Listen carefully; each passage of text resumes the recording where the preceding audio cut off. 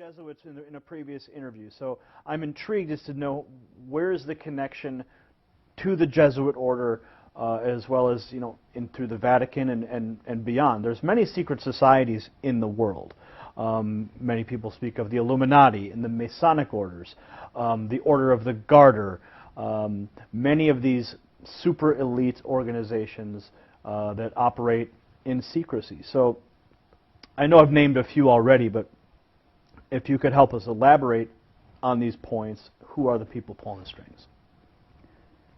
Well, do you remember when there were ghettos and you had something called a Judenrat that were the ones that would draw up the lists of the Jews that were going to get exported the next day? Do you remember how that system worked? Well, it was a little before my time, but history would dictate what happened in those ghettos. So elaborate, These were traitors to their people who were helping because they thought they were going to save themselves. That's maybe why they did that, but it doesn't matter what their motives were. They were doing the work against their people. Now, think of this as an elaboration on a larger scale, and what we're dealing with actually is humanity and the elite, the secret societies, the Vatican. They're traitors to humanity, because the one at the very core that's pulling the strings is a different species. They're not the human race. They're called Homo Capensis. They have been on Earth together with humanity for before this ice age. And the reason I know about this is because I was trying to help out a movie producer who couldn't get his movie. It was called The Banksters Made Off with America, Edmund Drille. And he introduced me to his network of whistleblowers. One of the people in that network is a neurologist who went to Yale Medical School and was retired, and he was trying to find out what was at the very core of all of this corruption.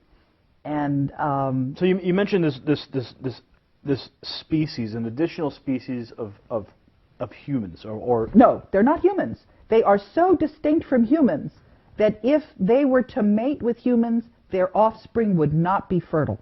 Now, are you speaking of the biblical Nephilim is an entity that people have discussed and tried to understand for millennia, and that is the race of offspring of humans and the fallen angels from. No, these are not angels.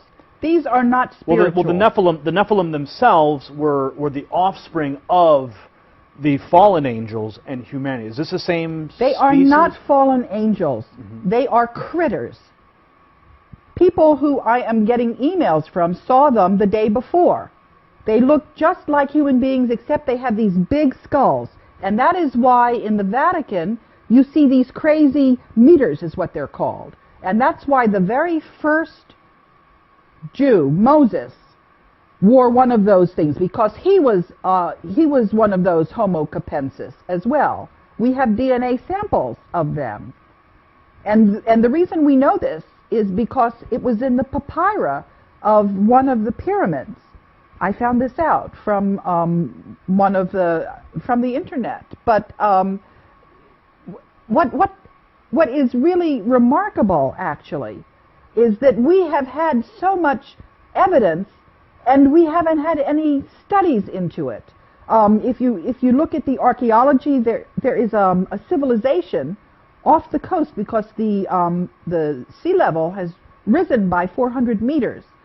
But what do we know about this ancient pre-Ice Age civilization? We do have a map that's left over from there, because it shows the coastline of Antarctica before the ice froze on it.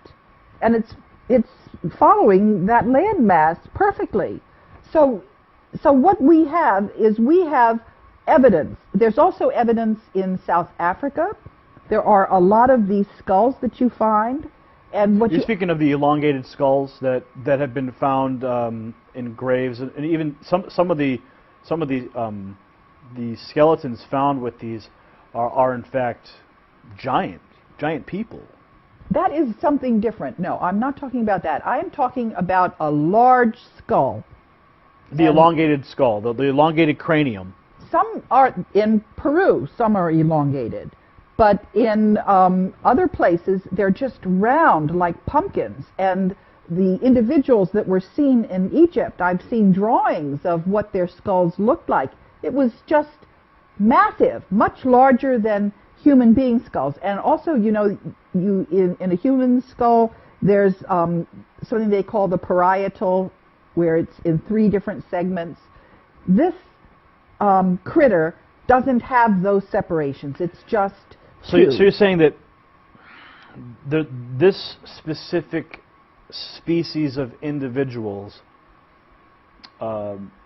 is occupying the Vatican and functioning through the Jesuit order? Yes, but they're also working in the banks in Portugal, because one of the people who saw this, you know, in Saturday Night Live, there was a broadcast of something called the Coneheads. Mm. So that's a slang word for them, although my mother refers to them as the Boneheads.